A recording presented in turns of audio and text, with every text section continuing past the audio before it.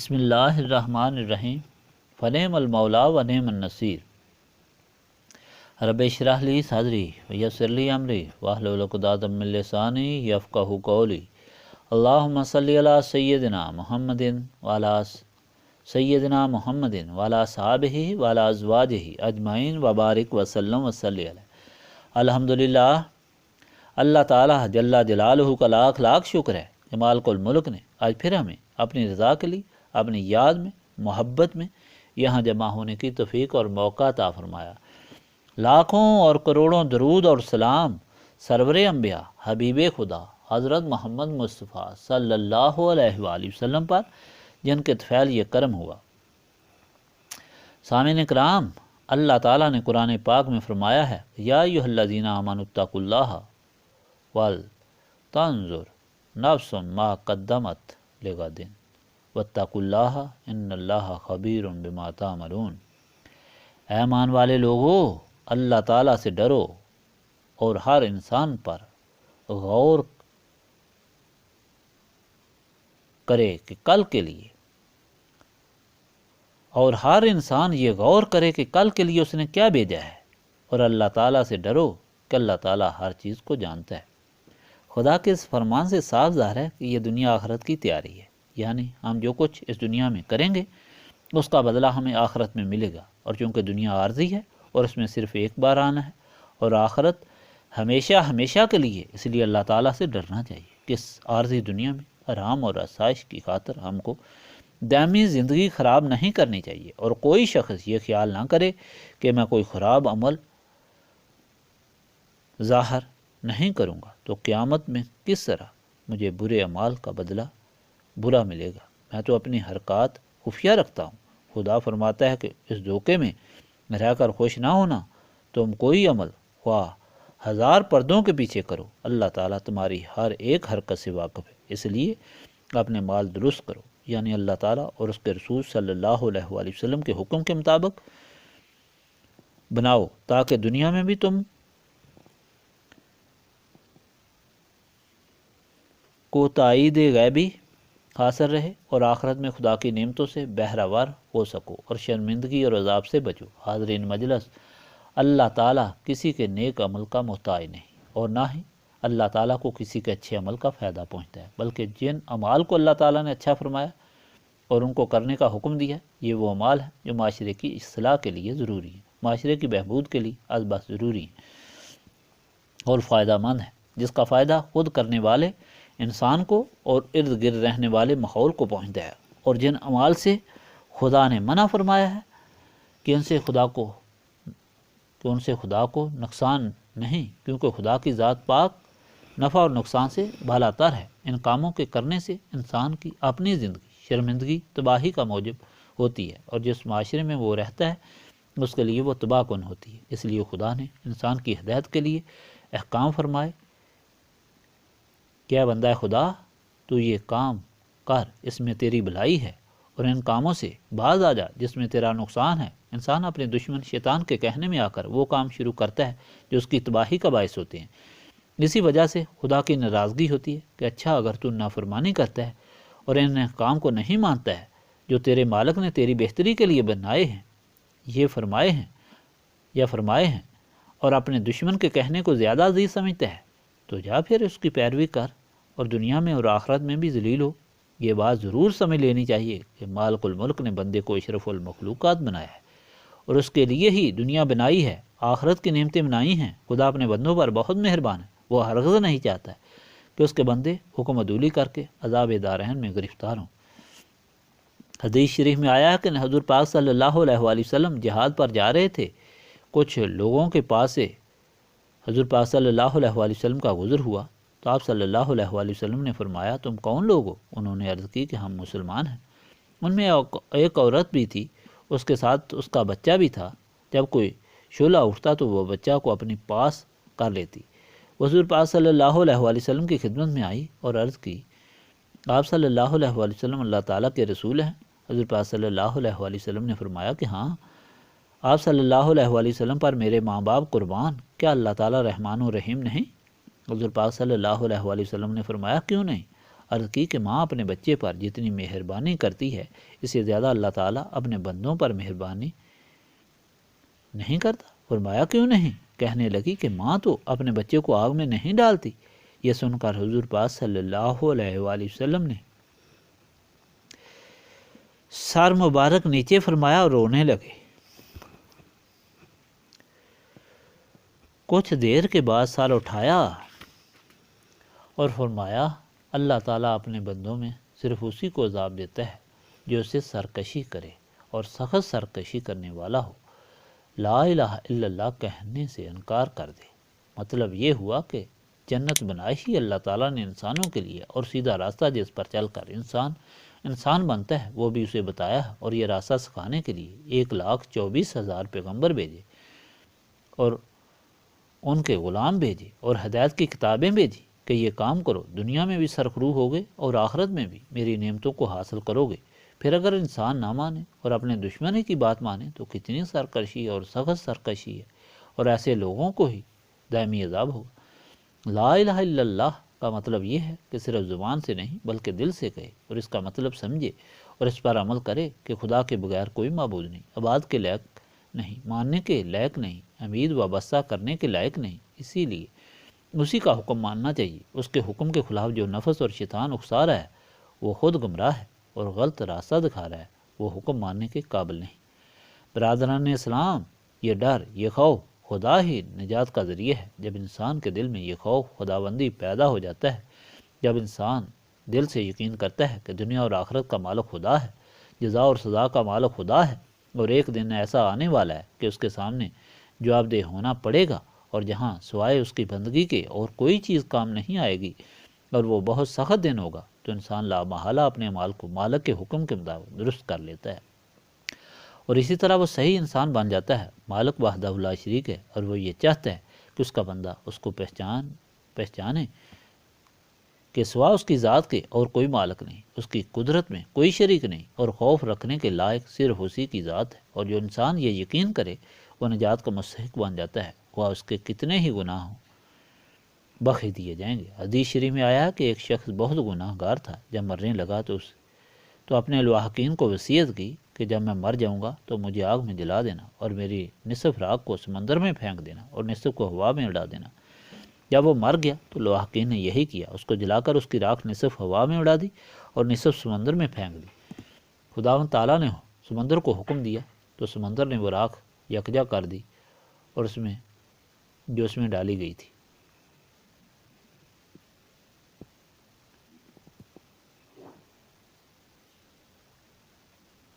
اور خشکی کو حکم دیا تو اس نے بھی اپنے اندر والی ساری راکھ اکٹھی کر دی۔ پھر اللہ تعالیٰ نے اس شخص سے پوچھا کہ تو نے ایسا کیوں کیا؟ اس نے جواب دیا، اے میرے رب، تیرے ڈر سے تو خوب واقف ہے۔ اللہ تعالیٰ نے اسے کو بخش دیا۔ معلوم ہوا کہ اللہ تعالیٰ کا خوف اس کی نجات کا سبب ہے۔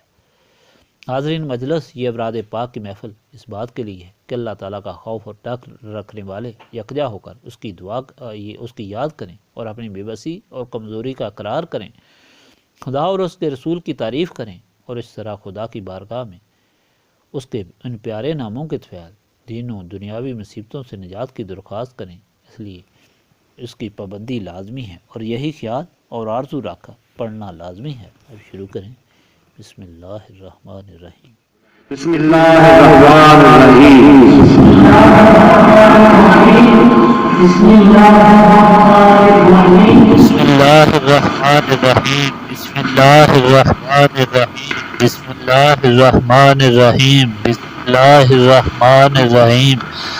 بسم اللہ الرحمن الرحیم۔ بسم اللہ الرحمن الرحیم۔ بسم اللہ الرحمن الرحیم۔ بسم اللہ الرحمن الرحیم۔ بسم اللہ الرحمن الرحیم۔ بسم اللہ الرحمن الرحیم۔ لا الہ الا اللہ محمد رسول اللہ۔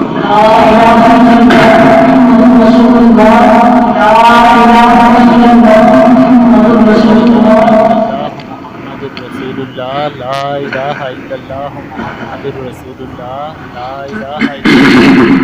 رسول اللہ۔ لا الہ الا اللہ محمد رسول اللہ۔ لا الہ الا اللہ محمد رسول اللہ۔ لا الہ الا اللہ محمد الرسول اللہ، لا الہ الا اللہ محمد الرسول اللہ، لا الہ الا اللہ محمد الرسول اللہ، لا الہ الا اللہ محمد الرسول اللہ، لا الہ الا اللہ محمد الرسول اللہ، لا الہ الا اللہ محمد الرسول اللہ، لا الہ الا اللہ محمد الرسول اللہ، لا الہ الا اللہ محمد الرسول اللہ۔ کلمہ تنزیل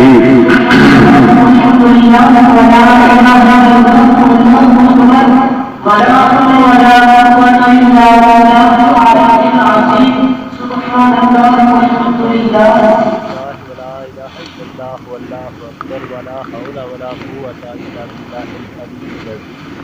سبحان اللہ والحمد للہ ولا الہ الا اللہ واللہ اکبر ولا حول ولا قوة الا باللہ العلی العظیم۔ سبحان اللہ والحمد للہ ولا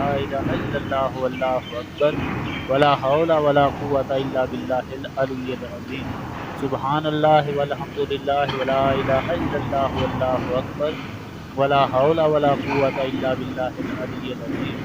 سبحان اللہ والحمد للہ ولا الہ الا اللہ واللہ اکبر ولا حول ولا قوة الا باللہ العلی العظیم۔ سبحان اللہ والحمد للہ ولا الہ الا اللہ واللہ اکبر ولا حول ولا قوة الا باللہ العلی العظیم۔ سبحان اللہ والحمد للہ ولا الہ الا اللہ واللہ اکبر ولا حول ولا قوة الا باللہ العلی العظیم۔ سبحان اللہ والحمد للہ ولا الہ الا اللہ واللہ اکبر ولا حول ولا قوة الا باللہ العلی العظیم۔ سبحان اللہ والحمد للہ ولا الہ الا اللہ واللہ اکبر ولا حول ولا قوة الا باللہ العلی العظیم۔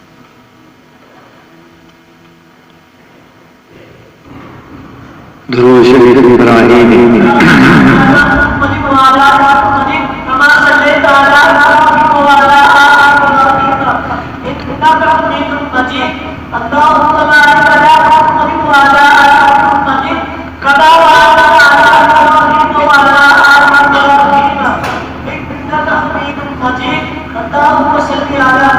اللہم صلی علی محمد وعلی آل محمد کما صلیت علی ابراہیم وعلی آل ابراہیم انک حمید مجید۔ اللہم بارک علی محمد وعلی آل محمد کما بارکت علی ابراہیم وعلی آل ابراہیم انک حمید مجید۔ اللہم صلی علی محمد وعلی آل محمد کما صلیت علی ابراہیم وعلی آل ابراہیم انک حمید مجید۔ اللہم بارک علی محمد وعلی آل محمد کما بارکت علی ابراہیم وعلی آل ابراہیم انک حمید مجید۔ اللہم صلی علی محمد وعلی آل محمد کما صلیت علی ابراہیم وعلی آل ابراہیم انک حمید مجید۔ اللہم بارک علی محمد وعلی آل محمد کما بارکت علی ابراہیم وعلی آل ابراہیم انک حمید مجید۔ اللہم صلی علی محمد وعلی آل محمد کما صلیت علی ابراہیم وعلی آل ابراہیم انک حمید مجید۔ اللہم بارک علی محمد وعلی آل محمد کما بارکت علی ابراہیم وعلی آل ابراہیم انک حمید مجید۔ اللہم صلی علی محمد وعلی آل محمد کما صلیت علی ابراہیم وعلی آل ابراہیم انک حمید مجید۔ اللہم بارک علی محمد وعلی آل محمد کما بارکت علی ابراہیم وعلی آل ابراہیم انک حمید مجید۔ اللہم صلی علی محمد وعلی آل محمد کما صلیت علی ابراہیم وعلی آل ابراہیم انک حمید مجید۔